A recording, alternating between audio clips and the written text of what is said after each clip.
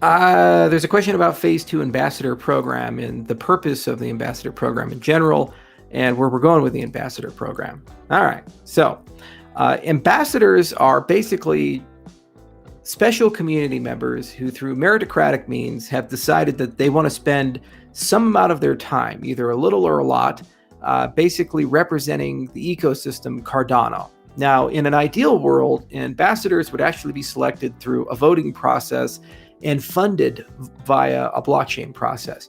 So when Voltaire's out and all of our voting tools are deployed, ideally every single ambassador, if they have any special privileges or badges or representation, would basically be representatives of the ecosystem, and they would probably be elected on terms, and they probably would be compensated by some amount of inflation from the treasury. So that's where we'd like to go. Where we're currently at is the best vehicle to manage ambassadors is the Cardano Foundation. And they have to make the difficult choices of inclusion, and they have to make the difficult choices of basically how to manage that group of people. And it's really a try before you buy, and it's giving us a sense of how to run a program like this as an ecosystem and what our expectations as an ecosystem would be for ambassadors. And as the program evolves, eventually it'll become more decentralized. A great example would be the Cardano effect. Originally, IOHK funded that out of necessity. We just needed some sort of show to talk about Cardano.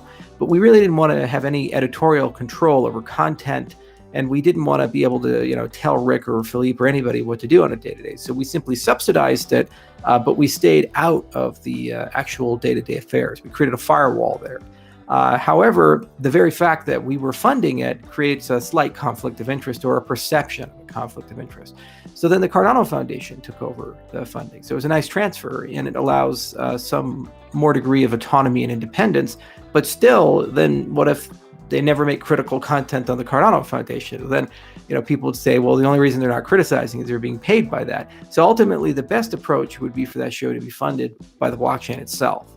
So similar to the ambassador program, it's going through kind of a series of broadening of funding to a point where eventually they work for all of you as opposed to any of us.